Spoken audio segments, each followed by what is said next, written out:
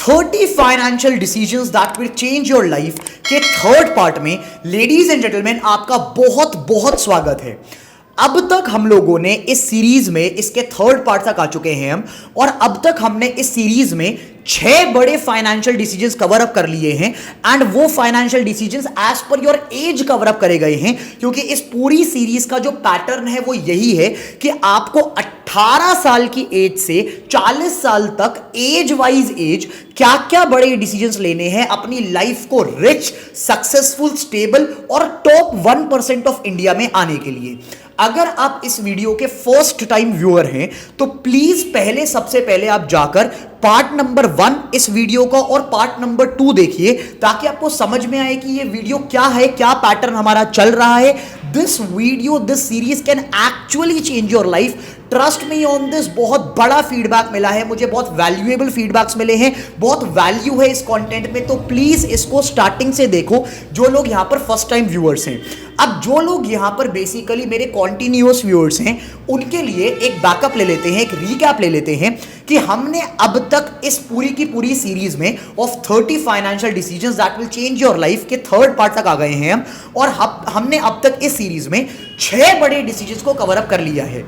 इस वीडियो की स्टार्टिंग हुई थी, सीरीज की स्टार्टिंग हुई थी पार्ट नंबर 1 से, जहां पर बेसिकली यह बताया गया था कि जब आप 18 इयर्स के होगे और आप लीगल एज अटेन कर लोगे तो सबसे पहले आपको क्या करना है। पार्ट 1 में हमने बेसिकली उस इंसान को एड्रेस किया था जो अभी अभी लीगल एज 18 साल का हुआ है, और हमने पार्ट 1 में 3 ऐसे बड़े डिसीजंस के बारे में बात किया था जो कि आपको 18 साल के होते ही ले लेने हैं, जो कि आपको बहुत ज्यादा आगे हेल्पफुल होंगे। उसमें सबसे पहला डिसीजन था पैन कार्ड वाला, जो कि आप लोगों को पता है मेरे एग्जिस्टिंग व्यूअर्स को। सेकंड डिसीजन बेसिकली था कि आपको अपना क्रेडिट कार्ड अगेंस्ट एफडी का पूरा गेम बनाना है, जिससे कि बेसिकली आपका क्या होगा, आपका credit score, CIBIL score build होगा, जो कि आपको आगे जाके हेल्प करेगा। आगे जाकर कहां हेल्प करेगा, इसके वीडियो के और पार्ट्स में आपको देखने को मिलेगा, सीरीज के और पार्ट्स में देखने को मिलेगा। और थर्ड जो मैंने बात करी थी वो मैंने बात करी थी सेविंग्स अकाउंट की, a high interest paying savings जो कि 18 साल के बच्चे को खुलवाने हैं, 18 साल के किसी इंसान को खुलवाने हैं। Second part of this video आई थी बात एक ऐसे इंसान की जो कि 18 से लेकर 21 साल की एज में है। अब ये कौन होगा, ये जनरली वो होंगे जो कॉलेज गोइंग स्टूडेंट्स हैं। 18 से 21 इस सीरीज का सेकेंड पार्ट था, जहां पे मैंने एड्रेस किया था कि कैसे कैसे आपको 18 से 21 की बीच में अपने कॉलेज लाइफ में बहुत इंपॉर्टेंट और 3 बड़े डिसीजंस लेने हैं, जिसमें सबसे पहला था पैसिव इनकम बिल्ड करना। बहुत बड़ी डिटेल में बातें मैंने करी हैं उस वीडियो में। सेकेंड डिसीजन बेसिकली था कि आपको इन्वेस्टिंग के बारे में सीखना है, ट्रेडिंग के बारे में सीखना है, स्टॉक मार्केट के बारे में सिर्फ सीखना है। 3 साल है तो सिर्फ सीखो, बहुत सारी नॉलेज गैदर कर लो, क्योंकि अब वो काम आने वाली है।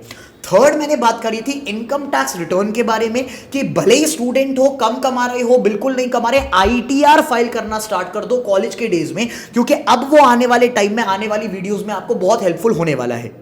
अब तक इस सीरीज के हम लोग बेसिकली थर्ड पार्ट तक आ चुके हैं, 6 डिसीजंस कवर अप कर चुके हैं, 21 इयर्स तक का एज आपका कवर अप हो चुका है।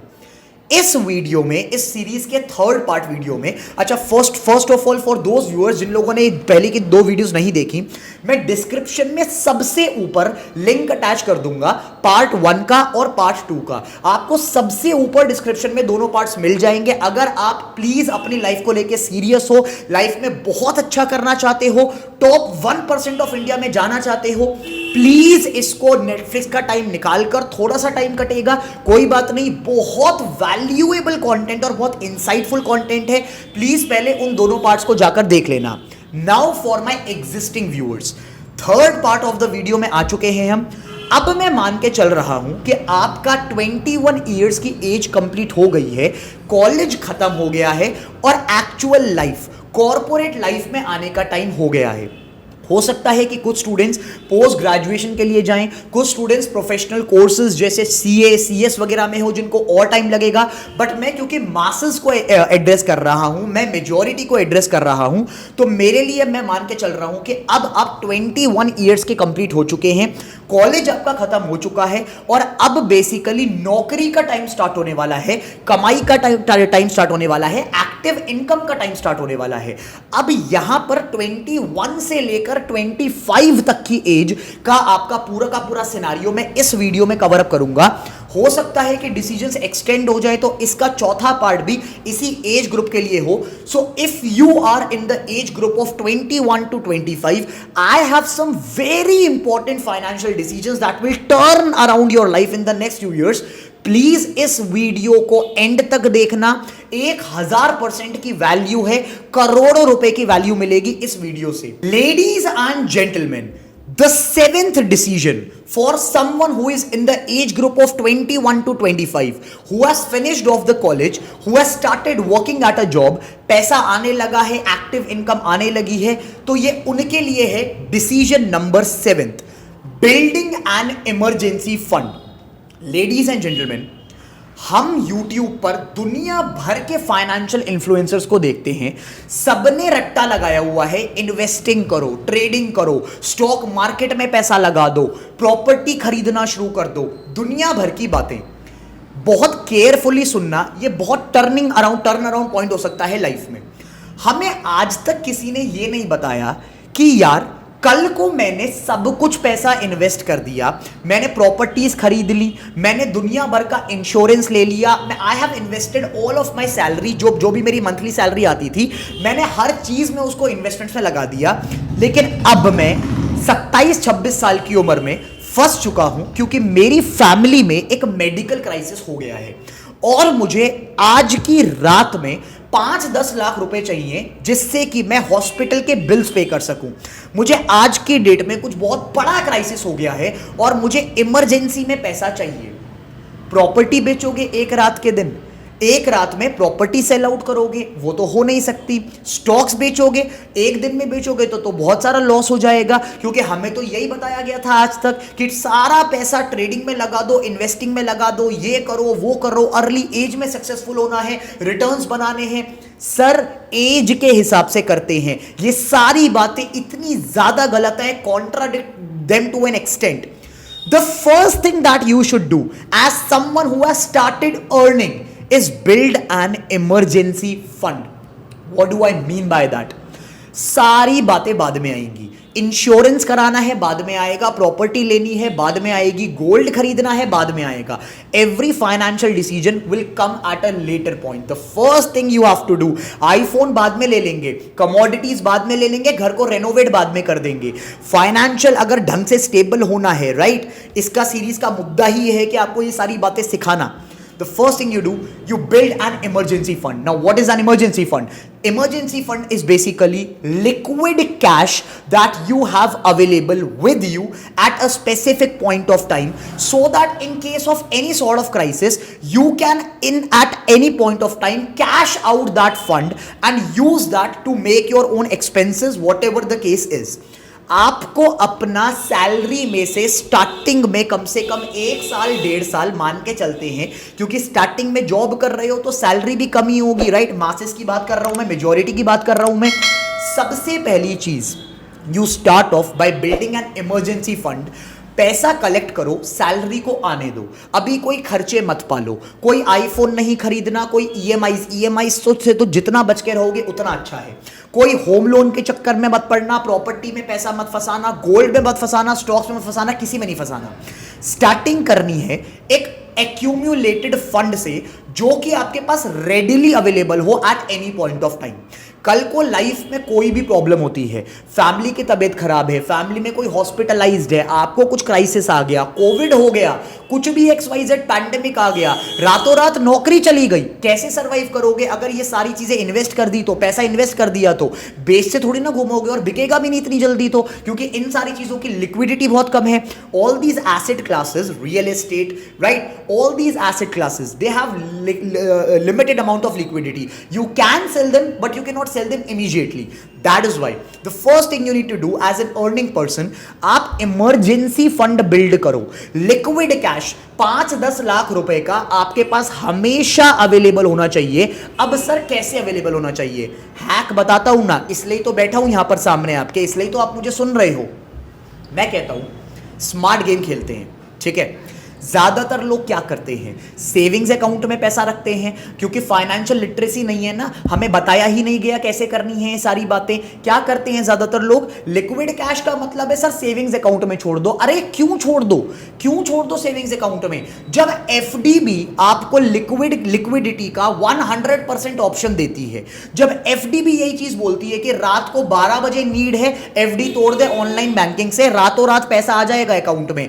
जब आपको एफडी ने वही सेम चीजें दी हुई हैं, सेम फैसिलिटीज दी हुई हैं, जब बैंक्स ने आपको यही चीज बोली है कि you can do this stuff at any point of time with an FD as well, so why don't you put up your money, your emergency fund in a fixed deposit. क्या फायदा होगा, फायदा बताता हूं क्या होगा। सेविंग्स अकाउंट का on an average interest rate India में पता है कितना है, 5% पकड़ लेते हैं पर एनम का। कुछ बैंक्स हैं जो कम दे रहे हैं, पब्लिक सेक्टर बैंक्स, कुछ बैंक्स हैं जो ज्यादा दे रहे हैं, कुछ स्मॉल फाइनेंस बैंक्स तो 7-8% तक दे रहे हैं। बट फिक्स्ड डिपॉजिट्स का पता है कितना है interest rate per annum, it goes as high as 8% to 9%। Do you see that difference. Plus पहले कवर अप कराए ना वीडियोस में, सर सेविंग्स अकाउंट में रखोगे तो ब्याज मिलेगा, एफडी में रखोगे तो ज्यादा ब्याज मिलेगा, पैसिव इनकम है। 5 लाख की एफडी पर महीने का बताऊं मैं कितना हिसाब आता है, 3000 रुपए आता है। सर 3000 रुपए तो कुछ भी नहीं है, अरे आ तो रहा है ना, बिना कुछ काम करे आ रहा है। ये तो सोचो पैसिव इनकम माइंडसेट क्या होता है, यही तो होता है।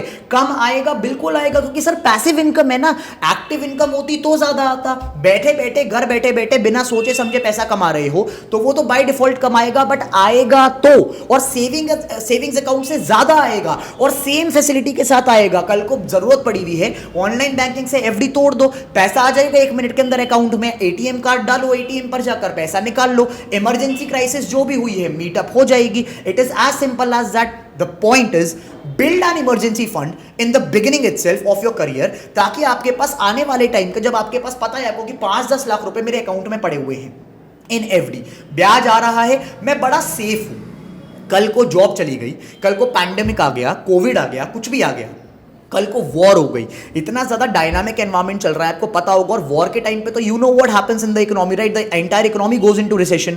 तो कल को कुछ भी XYZ हो गया ना, आप इतना बेफिक्र होकर अपनी लाइफ जियोगे। और मेरा मोटिव ही ये है यार, मैं आपको सीरीज इतनी बड़ी बना के दे रहा हूं, मेहनत करके दे रहा हूं मैं, मेरा मोटिव ही ये है कि आप बेफिक्र रहो, आप अपनी लाइफ इतनी पीसफुली, इतने स्टेबल तरीके से लीड करो कि आपको मजा आए लाइफ में, आप पूरी लाइफ पैसे के पीछे रोते रोते मत भागो।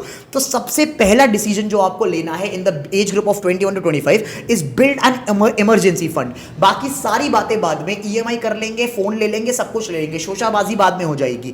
1% में आना है, इमरजेंसी फंड बनाओ, पहले बना लो 1 साल 1.5 साल, अब कितना बनाना है, क्वांटम कितना है, दैट डिपेंड्स अपॉन यू। मेरा सजेशन ये है सर, कम से कम as per the needs of today, right, 10 lakh रुपए का इमरजेंसी फंड आपके पास होना चाहिए। अब 10 लाख रुपए में एज पर योर सैलरी आपको कितना टाइम लगेगा, 1 साल 1.5 साल 2 साल, that is up to you, you have to figure out the maths behind that. But 10 lakh का टारगेट पकड़ते हैं कि 10 लाख का emergency fund as soon as in your career आपको बिल्ड करना है। इमरजेंसी को फंड को रख देना है एफडी में, फिक्स्ड डिपॉजिट में, और सिंपल सी बात, ब्याज आने देना है और कुछ नहीं करना। This was your decision number 7। Decision number 8, a very important decision. Again 21 to 25 की एज है, सैलरी आ रही है और अब इमरजेंसी फंड बिल्ड हो चुका है, राइट। 10 लाख रुपए एफडी में पड़े हैं, readily available at any point of time. अब क्या, अब शुरू होती है जर्नी वेल्थ बिल्ड करने की। What is the difference between income and wealth? सिखाया ही नहीं गया कभी। Income is what you are earning right now. Wealth is the accumulated fund of your entire career, जो भी आपने जोड़ा है अब तक, right, past plus present plus today's salary, this month salary, last month salary, your accumulated fund denotes your wealth, right. अब मैं कहता हूं इमरजेंसी फंड बिल्ड हो चुका है, कमा रहे हो, जॉब पे स्टेबल हो, अब शुरू करते हैं वेल्थ क्रिएशन की जर्नी, राइट। 1% ऑफ इंडिया में आने की जर्नी, कि कल को आप अमीर कहलाए जा सको, कल को आप अपर क्लास की सेगमेंट में आ सको। अब उसकी स्टार्टिंग कैसे होती है, ये एक बहुत बड़ा पॉइंटर है जिसके ऊपर मुझे सेपरेट वीडियोस बनानी पड़ेंगी, और मैं बनाऊंगा, बिल्कुल डिलीवर करूंगा मैं आपको। लेकिन यहां पर एक छोटा सा पॉइंट कवर कर लेते हैं। पॉइंट 8, डिसीजन नंबर 8, बेसिकली है कि अब अपने को अपनी इनकम को डाइवर्सिफाई करो अलग अलग एसेट क्लासेस में। का मतलब क्या, स्टार्ट करते हैं सबसे सिंपल एसेट क्लास से जो कि रिटर्न भी अच्छा बनाकर देगा। पहली बात तो पहली एसेट क्लास तो ऑलरेडी चल रही है जो कि बेसिकली है फिक्स डिपॉजिट, जहां पर आपने अपना 10 लाख रुपए का फंड डाला हुआ है और वहां से इंटरेस्ट इनकम आ रही है। बट क्योंकि फिक्स डिपॉजिट्स का इंडिया में annual return on an average 8-9% के आसपास है, तो मैं मान के चलता हूं कि पर एनम ईयरली बेसिस पर अमीर बनने के लिए, रिच बनने के लिए, अपर क्लास में आने के लिए कितना परसेंट निकालना पड़ेगा कि एक बीट कर सके हम एफडी के इंटरेस्ट रेट को, तो मान के चलते हैं वो होएगा 15%, राइट। 15% रिटर्न पता है कौन देता है, कौन सा एसेट क्लास देता है? वो एसेट क्लास देता है जो आपने अपने कॉलेज डेज में सीखा था। अगर आपने मेरी वीडियो फॉलो करी थी तो किसकी बात कर रहा हूं मैं बात कर रहा हूं स्टॉक मार्केट की, मैं बात कर रहा हूं म्यूचुअल फंड्स की, मैं बात कर रहा हूं एसआईपी की।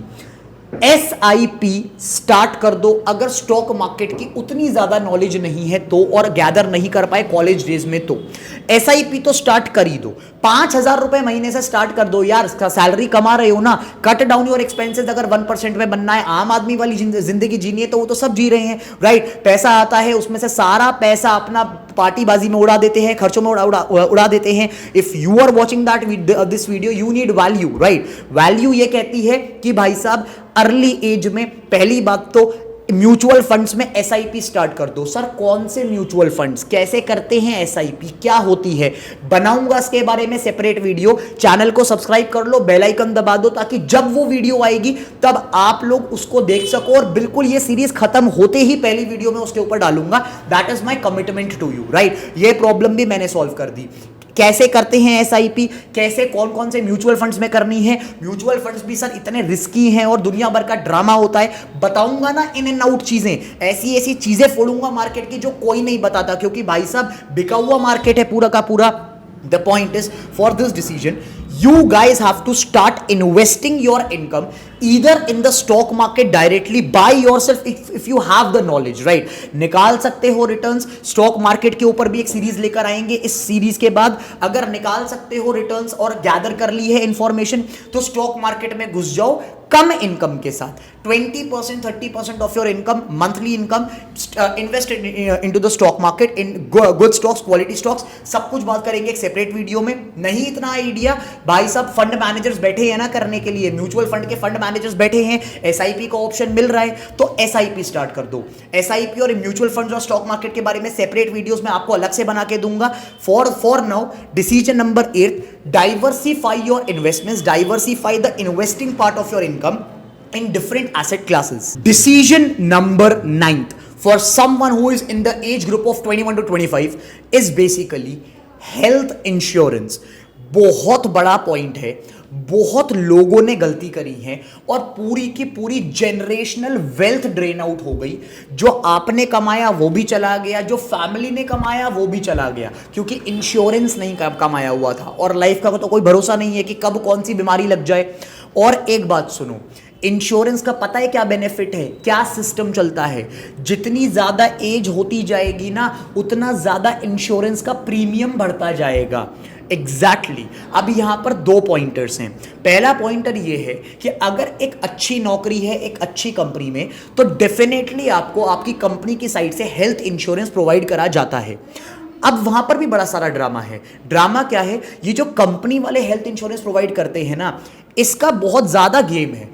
गेम ये है कि ये बेसिकली हेल्थ इंश्योरेंस प्रोवाइड होता है आपको ल्यूर करने के लिए कि आओ हमारी कंपनी में ज्वाइन कर लो, हम आपको इतने सारे पर्क्स दे रहे हैं, बैठे बैठे इंश्योरेंस दे रहे हैं। एम्प्लॉइज खुश हो जाते हैं, ले लेते हैं, और वो दूसरा कोई इंश्योरेंस लेते नहीं है। उनको लगता है कि भाई साहब मस्त चल रहा है अपना मामला, टर्म्स एंड कंडीशंस नहीं पढ़ते हैं, कल को बीमारी होती है, पता चलता है इंश्योरेंस पॉलिसी में तो यही कवर्ड नहीं है, इंश्योरेंस पॉलिसी तो इतने कम अमाउंट की है, और फिर वही ड्रामा होता है कि सारा का सारा वेल्थ निकल गया।